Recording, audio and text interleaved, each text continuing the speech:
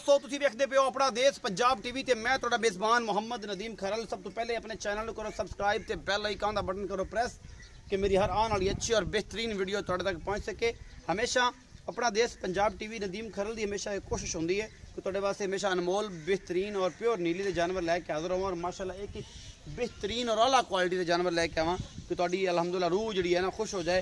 बाकी लैने देने मुकद्दर ने अच्छे और बेहतरीन जानवर अपना देश पंजाब टीवी की जीनत होंदे ने। तुहाडा वीर हमेशा जानवर तुहाडे वास्ते कढ़ के लैके आंदा है। काफ़ी पंथ करना पैंदा है, काफ़ी सफ़र होंदा है ते ओहदी वजह तो जिहड़ा है ना जनाब असीं तुहाडे वास्ते ये हीरे कढ़ के लियाई दे ने। आसान जिहा काम नहीं है, काफ़ी मुश्किल और तवील जिद्दोजहद का काम है। तो उहदे वास्ते लाइक शेयर तो कमेंट तो बनता है। बाकी नसीब की गल है, सौदा होना ना होना या कोई मामला है।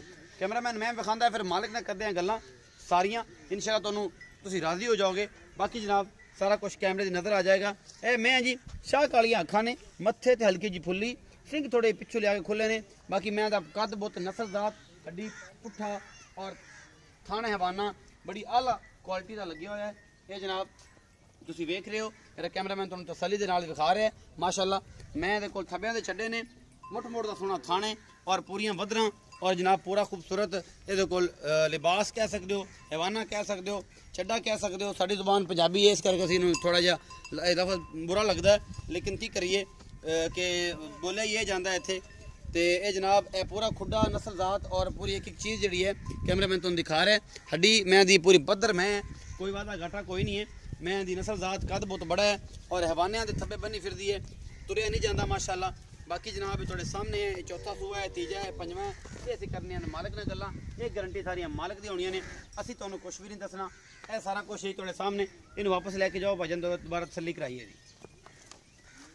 पंजाब विच अल्लाह दी रहमत दे नाल पाकिस्तान लैवल ते आला क्वालिटी दी मज्जां, नीली दियां मज्जां अपना देश पंजाब टीवी ते तुहाडा वीर नदीम खरल लैके आंदा है। ये मज्झ जनाब ये 7 दिन लैंदी है क्योंकि ये वधर दे पूरे पिछले अजे फ्री लई फिरदी है, इन्हें भरने ने ए सारे।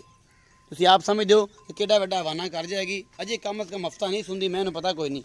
ए वधर इन्हें सारे चकने ने। बाकी जनाब मुकद्दरां दी गल है, ये तुहाडे सामने है जो कुछ भी है। असीं पूरी तसल्ली करानी है इस मैंह दी। इस मैं दुनी कोली कोई नहीं, इस मैंह नूं पिछले पास तसल्ली इन्हूं खलोण दिओ, ध्यान नाल खलवा इन्हूं।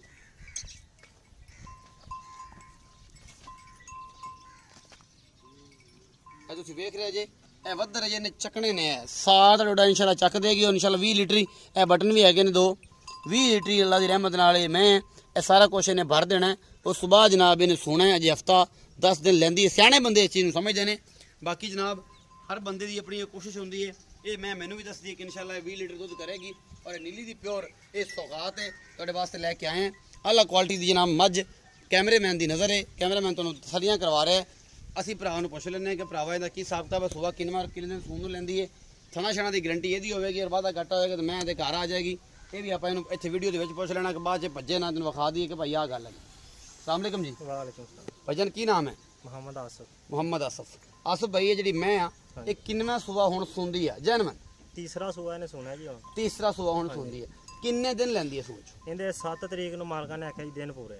अज किन्नी है? अज 27। अज 27 आ हाँ ते 7 नूं 10 दिन च लैंदी है। हाँ जी। पहले भी सू सकदी 2-3 दिन, बाद च भी सू भी सकदी है। कोई 2 दिन उत्ते लै जाओ, कोई 2 दिन थल्ले लै जावे, कुछ ये अल्लाह दा निज़ाम है। हाँ जी। अच्छा आसिफ भाई ये जन्मन तीसरा सूआ थणा छणा दी गारंटी एंड 16 ने जी। कोई बात घाटा अपनी है, जिम्मेदारी है थोड़ी। हाँ जी। दंद छंद दंद पूरे ओके दी रिपोर्ट सारी। हाँ जी। अच्छा आसिफ भाई ये भी दस्सिया जे कि मुहब्बत प्यार वाला जिहड़ा मुੱਲ आ ਉਹ ਕੀ ਹੈ, ਉਹਦੇ 'ਚ ਗੁੰਜਾਇਸ਼ ਵੀ ਸਾਨੂੰ ਕਰੋਗੇ कि नहीं करोगे?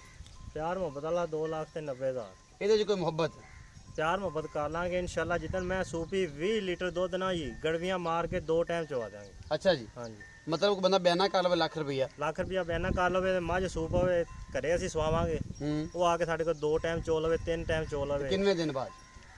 2 दिन बाद आ जावे सूई भैंस। अच्छा हाँ जी। 5 दिन बाद कर लेनी? 5 दिन बाद आ जावे तो क्या बात है, 2 दिन बाद आ जावे तो मैं इंशाल्लाह 20 लीटर दुध देना जरा। हाँ जी। मरवा के चेक करा दोगे इंशाल्लाह?